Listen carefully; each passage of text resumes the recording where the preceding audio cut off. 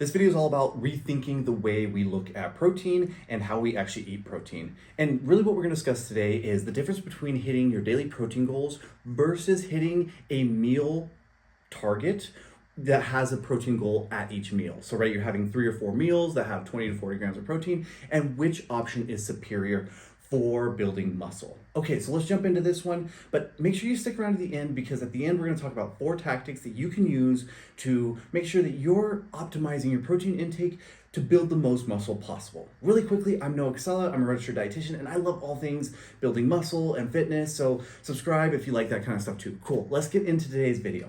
Okay, let's talk about a little bit of background information before we dive into the topic. We're gonna talk about what is protein, what are amino acids, and the digestion and absorption of protein in order to better understand which one's better, hitting a daily protein goal or trying to hit a number of meals that have protein in them.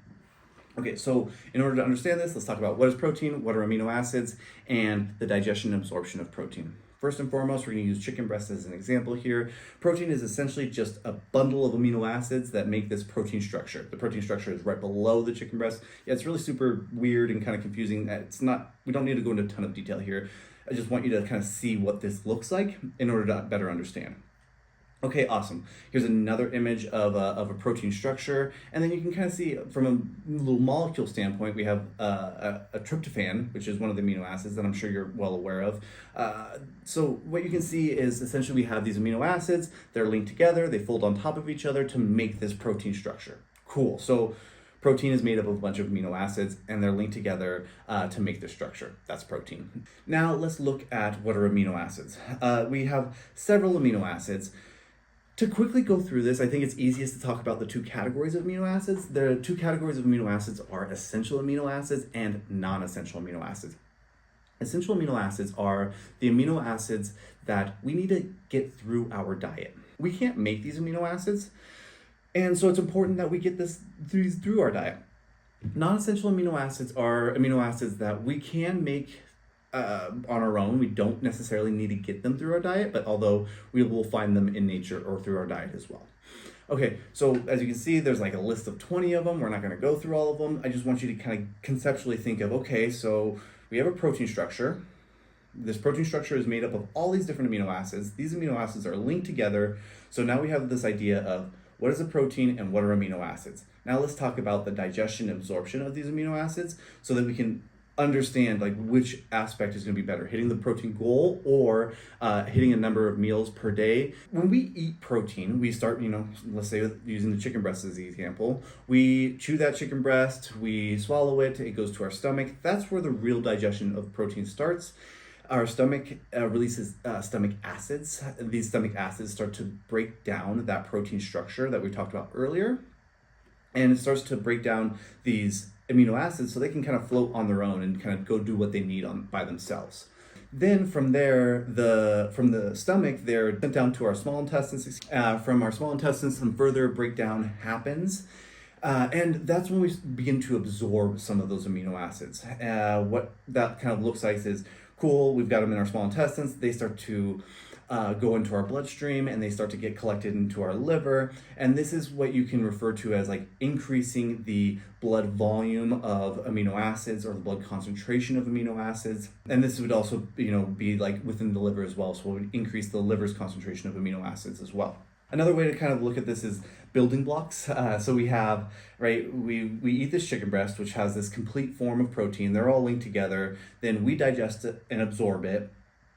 In that digestion process, those linked amino acids from the chicken breast get broken down. Then now we have an increased concentration of individual amino acids within our blood and our liver. As you can see in the little image here that I tried to make, that looks like a 3-year-old make it, but nonetheless, these are my skills on Canva. Okay, so from there, we have an increased concentration of amino acids from the chicken breast that we just ate, and that increased concentration is in our blood and in our liver. From there, right, those amino acids can be delivered to, let's say, muscle. For example, you just worked out, you went and did legs, you trained really hard, and right after that workout, you go and slam your protein shake. Okay, so right, this would be the example here where we went and worked out, we triggered that we triggered a little bit of what would be referred to as muscle protein synthesis. We broke down those muscle tissues. Now it's time to repair them. In that repairing process, we ate some protein right after our workout. This increased our blood concentrations of amino acids, which then could be delivered to that muscle to then be reconfigured and made to make more muscle tissue or repair the muscle tissue that we damaged during our workout. Cool. From a concept point, we kind of have this now. Where we've got what is protein, what are amino acids, and the digestion and absorption. Now that process, I want to say that process happens in about 2 to 3 hours. So right, if we ate breakfast, we digest, we would absorb, increase blood levels, concentration of amino acids, and the liver's concentration of amino acids. Then they would go do their job. And so that cycle would happen within maybe 2, 3, 4 hour window of time. And what I like to use to describe this is an amino acid pool or a bowl of amino acids. So think about a cereal bowl full of amino acids. We just ate our breakfast, we filled our bowl of amino acids. Now, right, those amino acids can go kind of do their job. And of course, they have lots of jobs, including, building more muscle tissue and repairing muscle tissue. Other jobs might include hair, skin, nails. And so, right, that's what this represents is those little water slides are like, okay, cool, we need some amino acids for hair growth. We need some amino acids for hair, for skin. We need some amino acids for nails. So as this process is happening, we begin to empty our amino acid pool. So right, again, we eat, let's say for this example, we eat some Greek yogurt, we fill up that bowl of amino acids. Then a few hours later, let's say we ate that breakfast or that Greek yogurt bowl at, let's just call it 8 a.m. Now it's 12 o'clock. We haven't eaten anything between the time that we had that bowl of Greek yogurt till 12 o'clock, lunchtime, right? That bowl of amino acids is pretty low at this point. There's a really important piece here that we need to take away in this whole process, which is we can't store protein as, let's call it, the protein that we got from chicken breast. We can't store protein as the protein that we get through Greek yogurt or through eating chickpeas or anything like that. What ends up happening is, right, protein is going to go do its job. It's going to go develop some nails. It's going to grow your hair. It's going to be delivered for muscle tissue. It's going to help with a structural foundation. But after that, it's going to be broken down into glucose, and it's going to be broken further down and taken into fat tissue if we're over-consuming calories. So we can't store it in the form that we originally ate it in, which is really important because, right, that means that we need to continually fill up this bowl of amino acids, continue to fill up this bowl of amino acids every single day, several times a day, in order to maximize this potential for building muscle. As we kind of eat like a normal pattern throughout the day, let's say we eat breakfast, right? We fill up that bowl of amino acids. Then, a few hours later, let's say 2 or 3 hours later, it's starting to dwindle down. But then we have, let's say, a snack at, or even a lunch at 12 o'clock. Then we refill that bowl of amino acids, and then again it starts to go down. Then we have like our 3 p.m. snack of like call it a protein bar for now, and then we increase those amino acids again, and then a couple hours later, 3, 4, 5, 6 o'clock, it's starting to go down again. But then we eat dinner and we fill up that bowl of amino acids again, right? This is giving us time to digest, break down those amino acids, increase our blood concentrations and our liver concentration of the amino acids. Those get delivered to hair, skin, and nails, muscle, all the different functions that we need, and right, rinse and repeat that process every single time you eat a meal. Total protein versus the number of meals per day. As you can see, as we've been going through this, right, this bowl of amino acids is only going to last us a short amount of time. While, right, hitting a daily protein goal is important and we should try and shoot for that, it's not the only metric that we should use for maximizing our potential for growing new muscle tissue, especially when it comes to protein.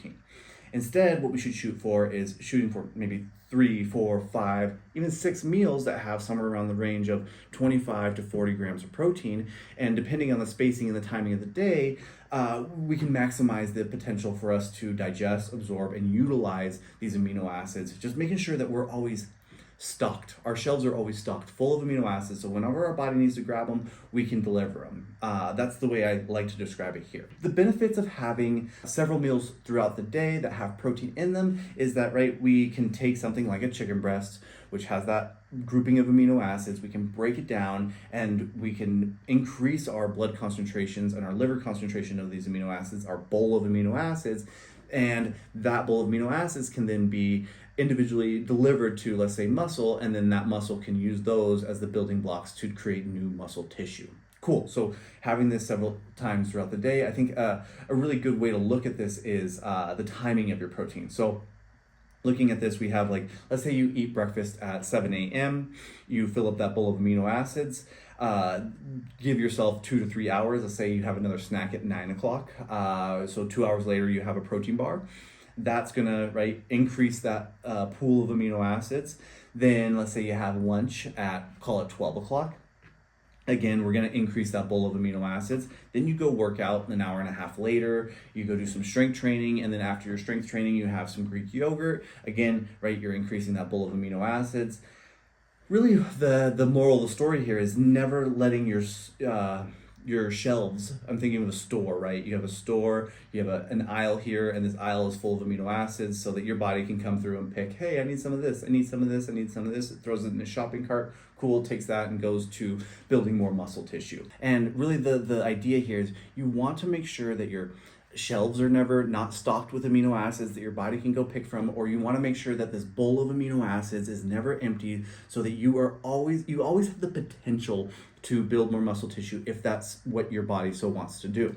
So the 4 tips to supercharge your muscle growth, right, with that in mind of making sure your bowl's full or your shelves are stocked, is start out your morning with a high protein breakfast. That's gonna be tip number 1. 35 grams of protein plus. There is a decent amount of research to support this idea as well.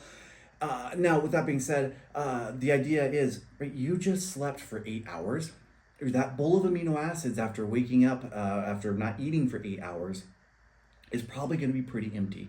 So making sure you're starting off your day with a big old bolus of protein, kind of turning on the lights in the grocery store, filling up that protein, that bowl of amino acids, so that your body can get back to work. It can get back to shopping for what it needs.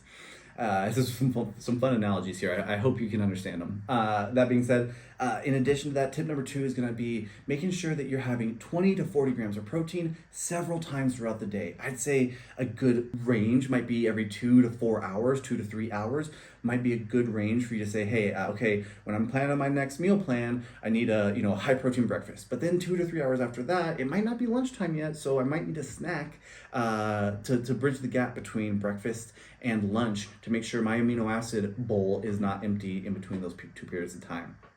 Then come lunchtime, 2 to 3 hours later, you have another source of protein. Awesome, cool, right? You see the clock that we looked at earlier.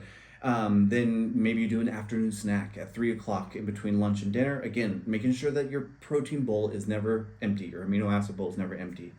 And this is the concept. We don't really need to go into a huge amount of detail, but this refractory period, right? This idea that it takes us a certain amount of time to digest, absorb, and utilize the amino acids and the protein that we eat from each meal. And we want to maximize that kind of potential. Okay, that little system or that series of events takes about 2 to 3 hours to happen. Okay, every 2 to 3 hours, I can make sure that I'm on point and making sure that this happens.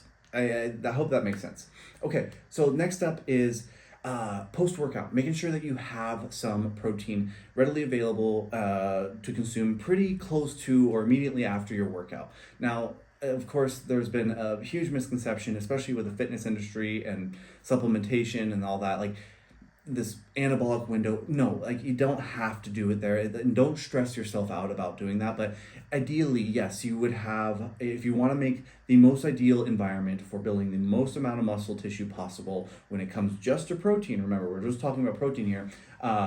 It would be ideal to have a protein source immediately after your workout. It's just you're really sensitive to that protein or those amino acids. So meaning, right, if you went and worked out, you strain those muscles are going to send out a little signal saying, hey, any protein, help. Okay, then you have, your protein shake after your workout. It goes into your stomach, right? It's really easy to digest because it's liquid form. It's not like even a chicken breast. Those amino acids get broken down really easily, and that fills up that bowl of amino acids, or that concentration within the blood and the liver.